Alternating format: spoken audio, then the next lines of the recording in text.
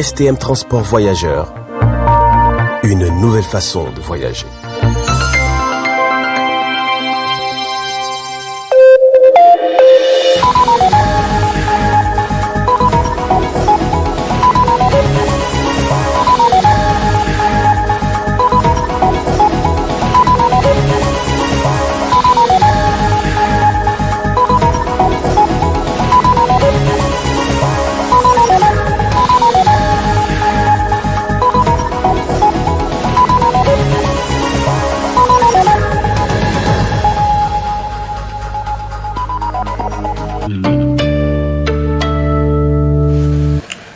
Messieurs, dames, bonsoir et bienvenue à ce journal du soir. Cela dit, le président de la République, Issoufou Mahamadou, a inauguré ce matin le nouvel immeuble du ministère des Finances, un immeuble construit sur fonds propres de l'État. Le moment fort de cette cérémonie d'inauguration avec Alou Mohamed Sani et Moumouni Abdraman.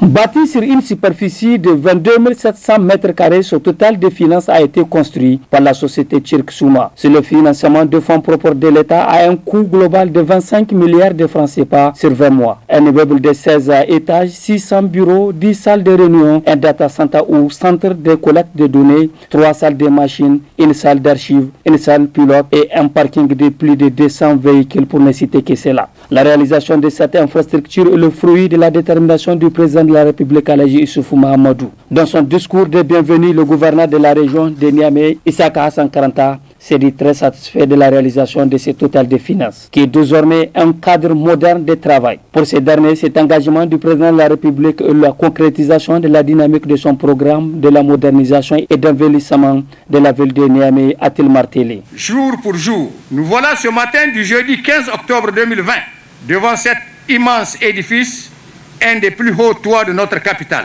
fruit de votre détermination avérée de faire de Niamey une des villes les plus coquettes et les plus attirantes de notre continent. Et cette métamorphose dynamique et positive de notre capitale restera dans la mémoire collective et individuelle des Nigériens, l'œuvre du grand bâtisseur que vous êtes. Les agents du ministère des Finances seront à partir de demain dans un environnement moderne, leur permettant de donner encore plus de résultats pour la mobilisation des ressources nécessaires au développement de notre cher pays, le Niger. Le représentant de la société Souma est revenu sur la qualité du partenariat entre sa société et le gouvernement, notamment dans le cadre de la réalisation de plusieurs projets malgré la situation sanitaire du moment. The factory's delayed production of the materials and equipment, airports being closed made it impossible to bring in or out the necessary human resources as scheduled. Ce bâtiment de 75 mètres, moderne et intelligent, est la plus haute structure de Niamey avec le plus grand parking souterrain du pays. Il accueillera l'honorable ministre et 650 employés distingués du ministère des Finances, avec des installations ultra-modernes, dont une bibliothèque, une salle de conférence multifonctionnelle, un cafétéria, des salles de prière et une salle de sport. Je tiens à exprimer ma gratitude à son Excellence, Monsieur le Président Issoufou Mahamadou, ainsi qu'au gouvernement du Niger, pour leur confiance en notre entreprise et le soutien qu'ils nous ont apporté dans la réalisation de nos projets. Le ministre des Finances, Mamadou Dof, se réjouit de la réalisation de ces grands projets du gouvernement qui va sans nul doute permettre à toutes les régies financières d'avoir un cadre optimal de travail et accroître leur productivité des services rendus au public.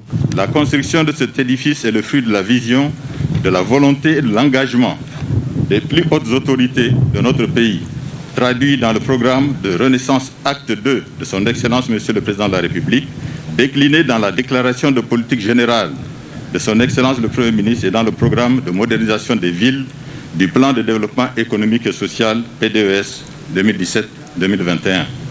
Excellence Monsieur le Président de la République, cette réalisation de plus a versé au bilan du programme de Renaissance, bien plus qu'une construction ultramoderne, dont l'esthétique et la qualité confortent le prestige de notre capitale, constitue un repère générationnel dans la mémoire des habitants de Niamey, devenu sans conteste Niamey-Niala.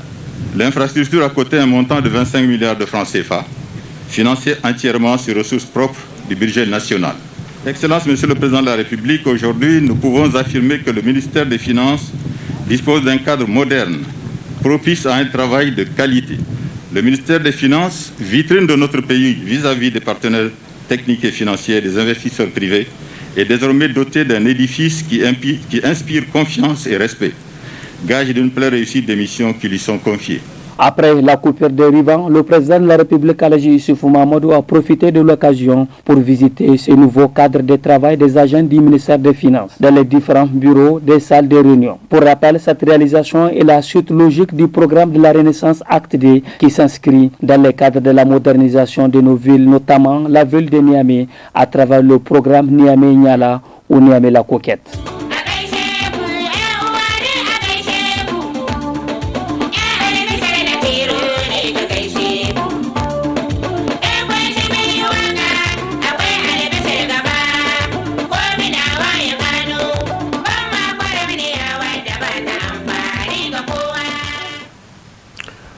Aussitôt après avoir visité les différents compartiments du nouvel immeuble, le président Issoufou a saisi l'occasion, bien sûr, pour parler de l'œuvre en tant que telle et aussi des autres réalisations au profit de la ville de Niamey.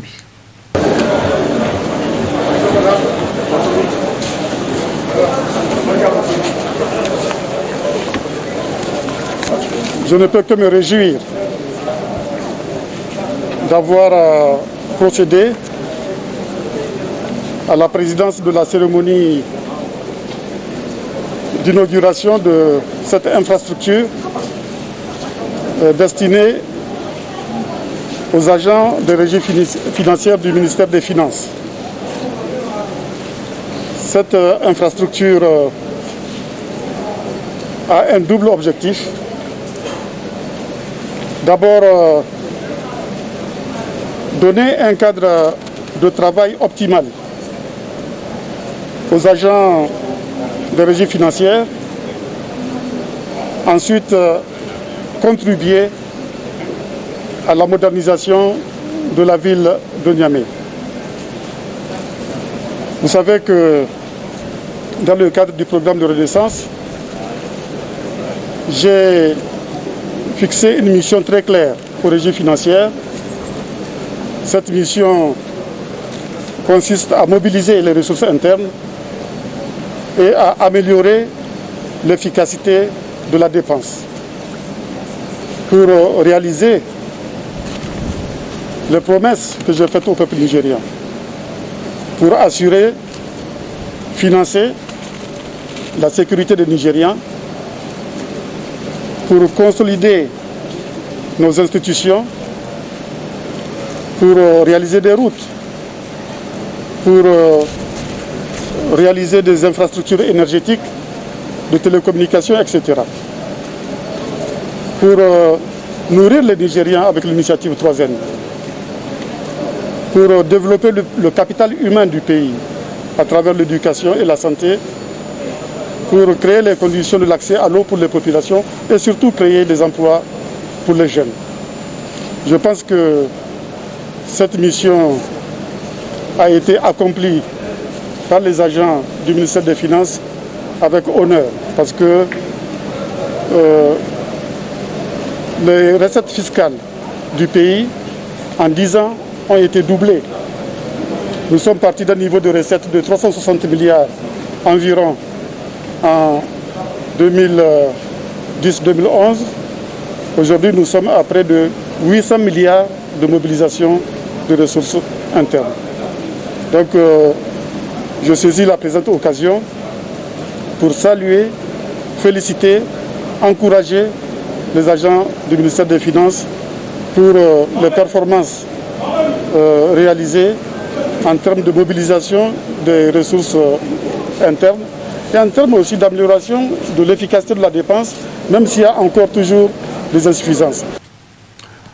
Restons toujours dans le cadre des activités du président de la République pour revenir, n'est-ce pas, sur le lancement hier par le président Issoufou Mahamadou du lancement, bien sûr la cérémonie de lancement officiel des travaux de construction du mémorial des martyrs et mémorial qui sera érigé en face de l'hôtel de ville de Niamey. Revenons sur cette activité avec Ralia Sami.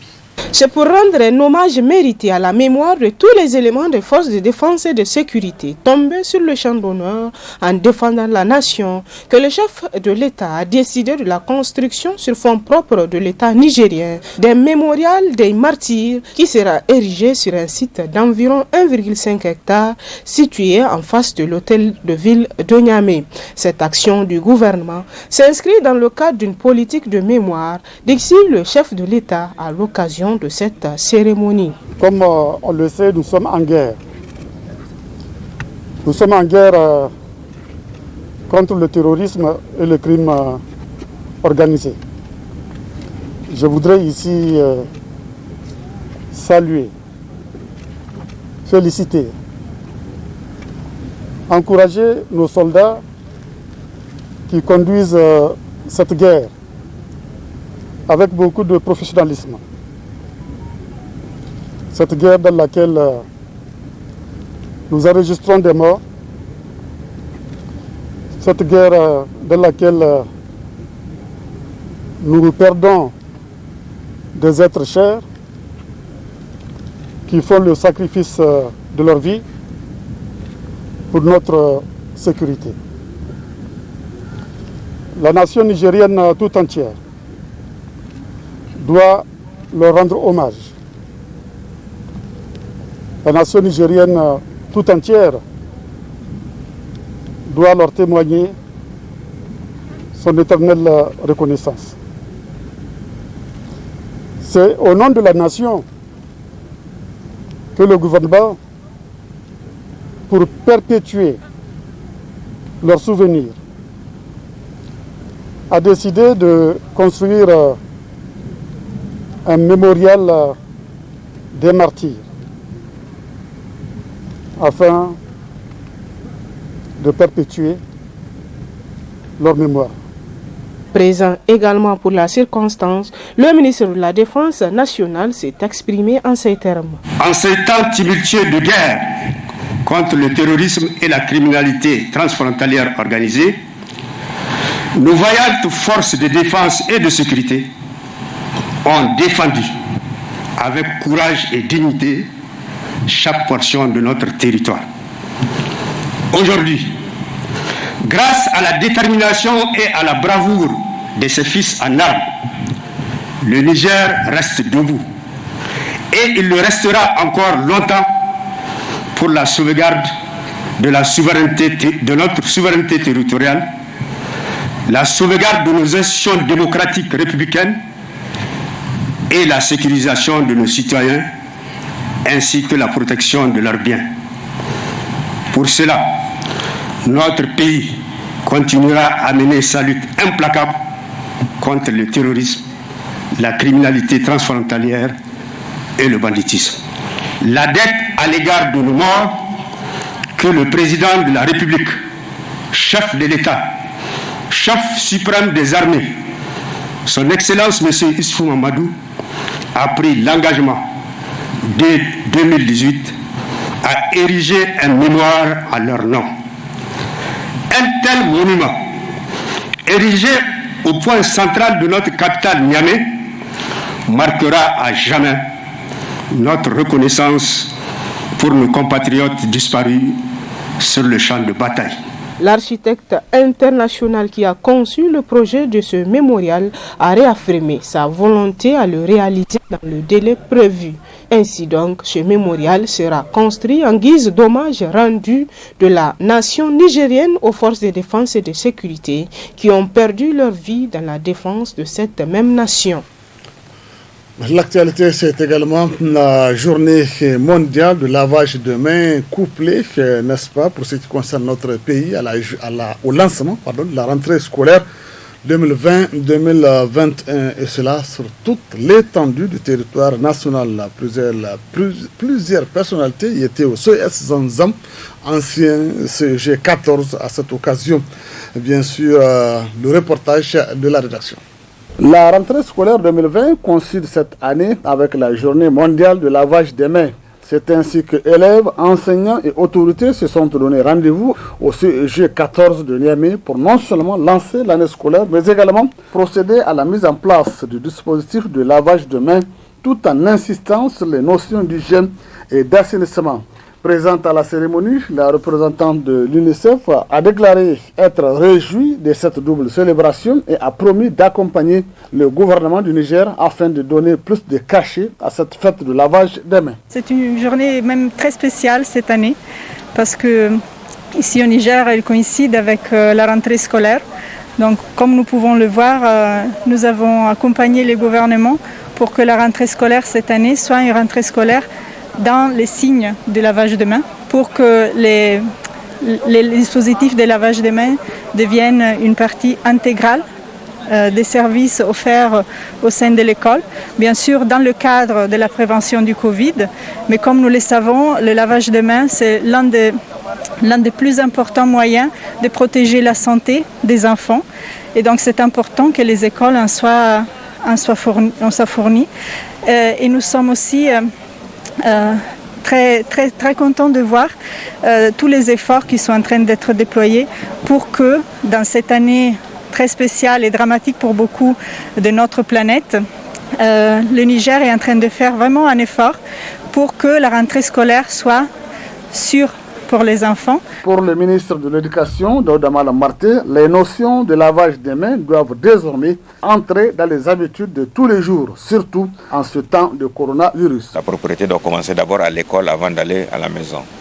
Et la particularité de cette année, avec mon ami et collègue du ministère de l'Hydraulique, nous avons pris toutes les dispositions pour que chaque enfant qui rentre à l'école puisse pour se laver les mains avant de se retrouver en situation de classe. C'est une année qui est particulière et je demande à tous les enseignants, tous les parents d'élèves et à tous les élèves de s'approprier de cette année pour que nous fassions une bonne année scolaire, calme et faire en sorte que la réussite soit à l'ordre du jour. Après donc 2 reports, les élèves reprennent le chemin de classe. Des reports liés dans un premier temps à la pandémie de la Covid-19 et dans un second aux inondations ayant occasionné le relogement des sinistrés dans les écoles.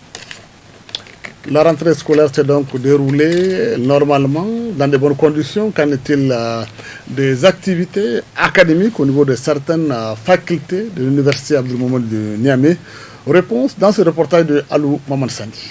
Après la reprise des activités académiques à l'université Abdelmoumene Diofo de Niamey pour parachever l'année académique 2020-2021, nous nous sommes rendus ce matin dans les différentes facultés de la dite université ou temple du savoir pour constater de visu l'état d'avancement des cours. Selon la chef du département d'anglais, Dr Aïssatou Aboubakar, tout se déroule normalement. D'ores et déjà, son département entend boucler l'année académique 2019-2020 dans les prochains jours afin de mieux se préparer pour la rentrée solennelle en janvier prochain. On est en train de finir, sinon on a pratiquement fini le semestre, premier semestre. Maintenant on entame avec le second semestre. Et là on a jusqu'au 15 octobre pour tout boucler avec le semestre. Et là vraiment je peux assurer que chez nous tout est fin prêt. J'ai rencontré c'est particulièrement avec le nombre croissant des étudiants. Il n'y a pas le rapport nombre d'étudiants par rapport aux infrastructures, il y a un problème. Par exemple, en première année, nous avons 827 étudiants. Et il n'y a pas une salle qui contient même 100 étudiants. En dehors de la salle chinoise, comme on l'appelle, les salles AB, c'est une soixantaine, 80. Il n'y a que les avis.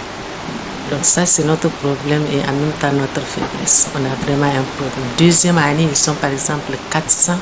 Il n'y a pas une salle qui contient 400 étudiants. Donc là, c'est vraiment... Sinon, sur le plan enseignement, vraiment, il n'y a pas de problème. Les responsables de l'Union des étudiants nigériennes à l'Université de Niamey et nous se réjouissent de l'état d'avancement des cours dans les différentes facultés. Par rapport à la situation académique ici à l'Université de Niamey, moi je pense depuis la reprise, il n'y avait pas eu, en tout cas, une perturbation digne de son nom, qu'on peut dire, dans les années précédentes.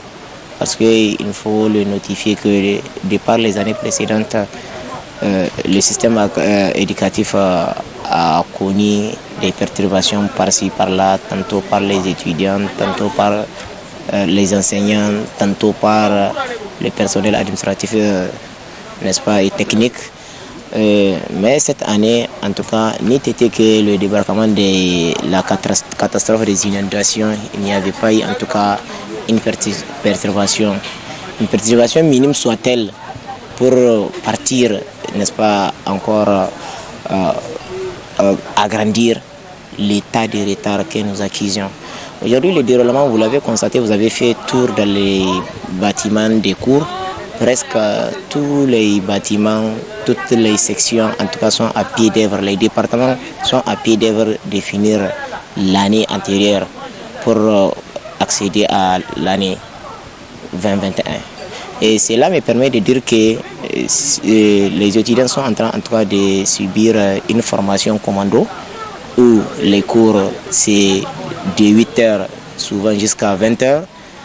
Où même la rupture, la pause là, souvent elle est difficile. Et des examens sur des examens, et nous serions obligés de nous adapter au contexte du moment parce que c'est la nécessité qui nous l'impose et c'est un sursaut d'avenir. Parce que c'est une situation qui nous est parvenue sans que nous nous attendions à cette situation. Et maintenant, pour pallier à ces problèmes, il va de soi que nous ayons ce courage de s'adapter au contexte du moment pour que les cours-là qui seront condensés soient à mesure d'être exécutés à temps normal et exécuter le calendrier de l'année académique 19-20 pour qu'enfin l'année 2021 puisse avoir, n'est-ce pas, un souffle pour ne pas encore condenser des semestres et des UE. Il faut noter que l'université Abdoumouni Dioufo de Niamey a transité vers la nouvelle donne d'enseignement. Il s'agit du système LMD, licence master doctorat, pour se conformer aux normes qualité et permettre à ses étudiants d'être plus compétitifs sur le marché international. Cependant, le gouvernement devrait accompagner les autorités rectorales à travers la politique de ces moyens pour que cette dernière puisse améliorer sa capacité d'accueil. Vous suivrez en fin de journal et en partie magazine l'entretien que nous a accordé le professeur Issa Daouda Abdelaziz. Il est le doyen de la faculté de lettres et sciences humaines à propos toujours des activités, de la reprise des activités académiques à l'université Abdoumouni de Niamey. Cela dit, un groupe de syndicats du secteur de transport urbain ont lancé un mot de grève générale à Niamey.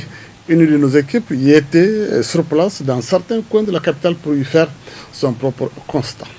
Certaines organisations syndicales des secteurs de transport observent ce jeudi 15 octobre une grève d'avertissement pour interpeller le gouvernement afin de prendre en compte les revendications. La radio et télévision Tambra a fait un tour dans certains quartiers de la capitale pour constater de visu le respect de ce mot d'ordre de grève. Apparemment, plusieurs taxi-drivers ou taximans ont foulé au pied cet appel lancé par leurs organisations.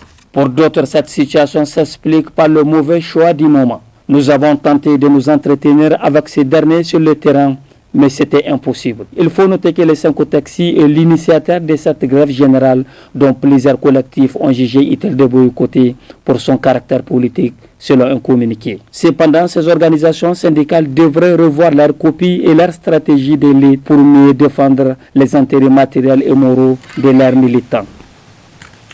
Place à présent à la partie magazine de cette édition, comme tu l'as annoncé, avec l'entretien que nous a accordé le professeur Issa Daouda Abdelaziz. Il est le doyen de la faculté de lettres et sciences humaines sur la reprise des activités académiques à l'université Abdoumouni de Niamey. Très bonne réception et au revoir.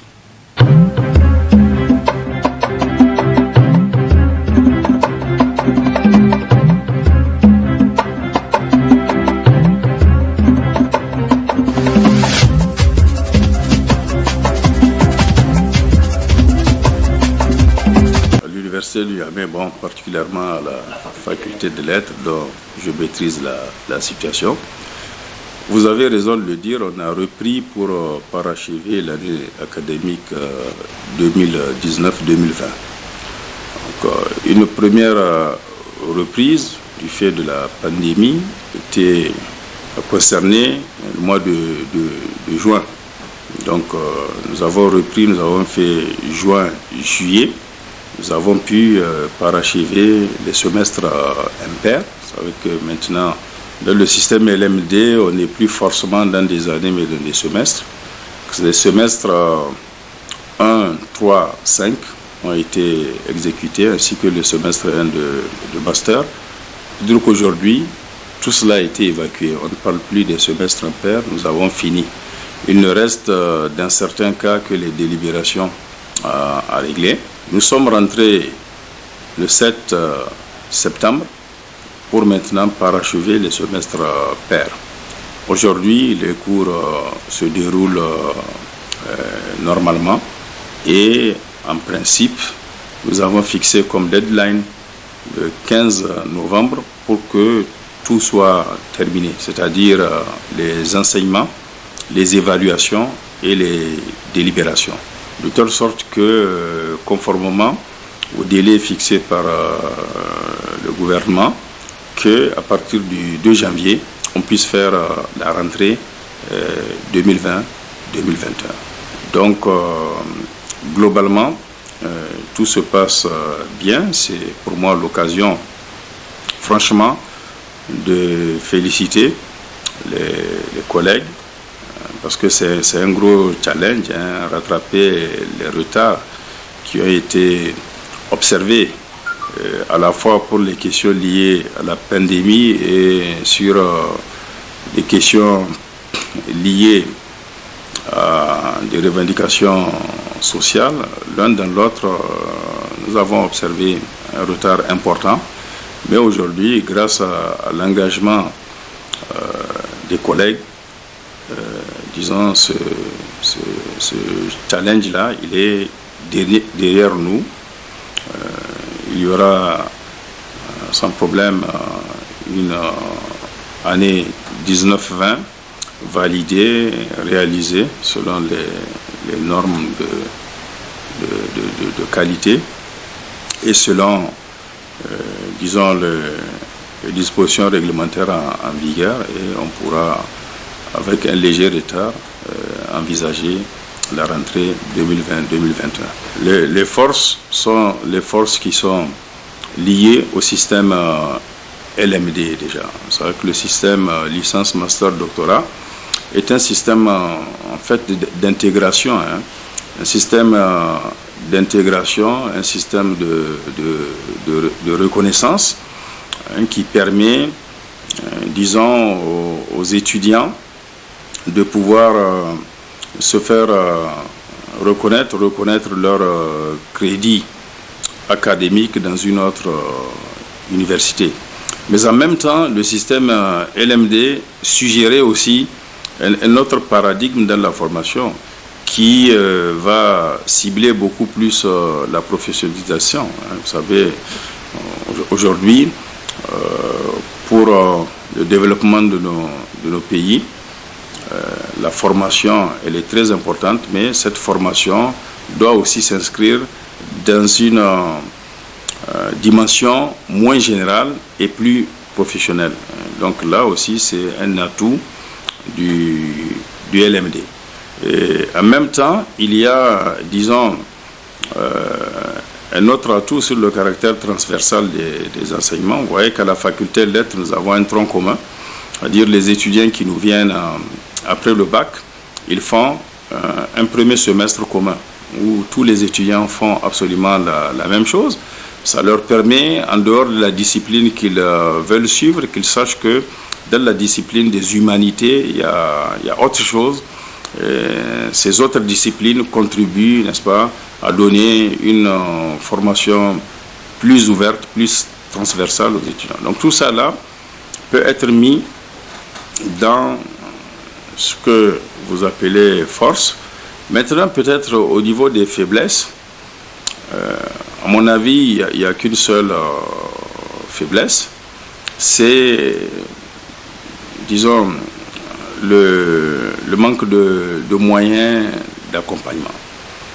Parce que tout système, toute réforme a besoin d'être accompagné, d'être appuyé. Ici, quand je parle d'appui, je parle notamment des enseignants. On a des problèmes d'enseignants. Et que cette faculté-là, elle a été construite à l'époque pour, disons, 74-75 pour 400 étudiants. Aujourd'hui, nous sommes à l'étroit. Dans cette faculté, nous avons plus de 10 000 étudiants. Plus de 10 000 étudiants. Sans doute que bientôt vont commencer les nouvelles inscriptions pour les bacheliers. On estime qu'on sera sans doute pour 2020-2021 autour de 12 000. Alors, quand vous avez 12 000 étudiants, si vous tenez compte des indicateurs internationaux qui, sur la base du nombre d'étudiants, vous disent combien d'enseignants il faut avoir, eh bien, cet indicateur-là, chez nous, est mis à rude épreuve, parce que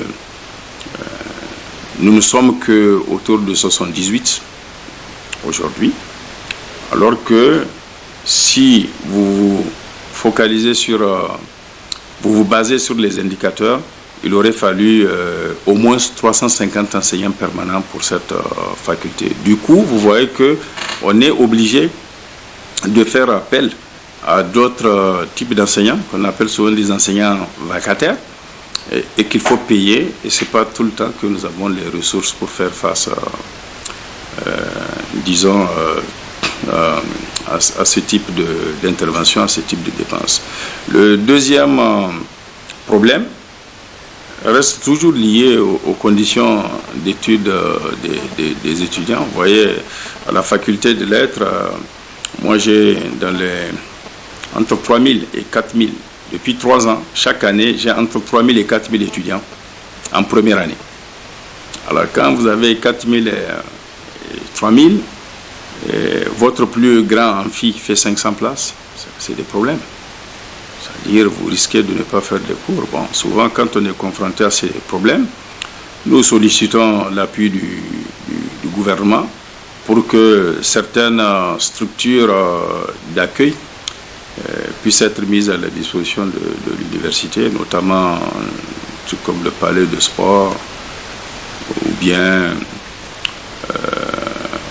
l'académie des arts.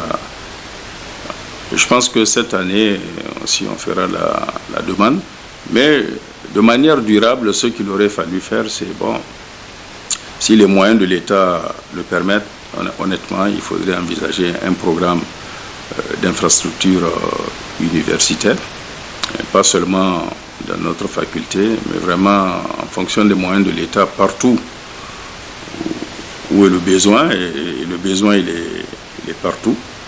Donc, programme de développement des infrastructures ainsi que programme de recrutement. Aujourd'hui, par exemple, à l'université Abdou Moumouni,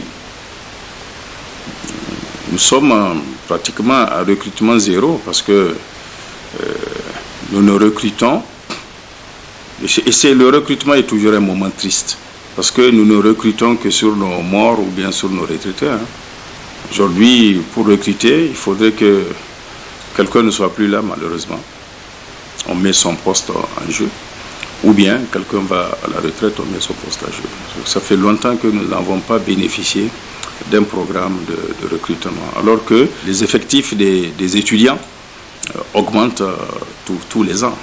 Ça, c'est très important. Vous voyez déjà autour de la sous-région, quand vous voyez des pays comme le Burkina, ils ont un recrutement de 130 enseignants-chercheurs pour leur université chaque année, sans compter qu'ils ont un statut intermédiaire d'enseignant. C'est-à-dire tous les étudiants doctorants qui sont en deuxième année ou en troisième année de doctorat peuvent passer un test et être recrutés comme attachés d'enseignement et de recherche.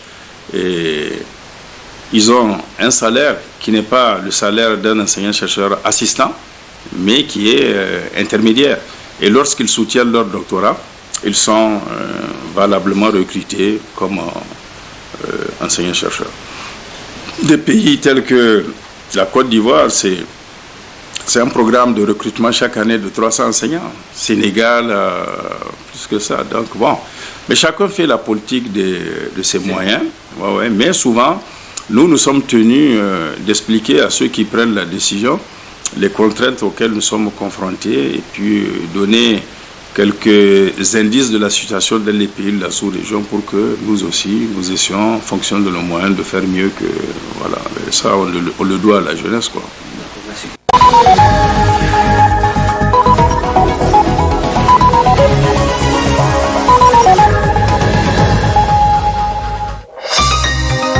Ce journal vous a été présenté par STM Transport Voyageurs. Une nouvelle façon de voyager.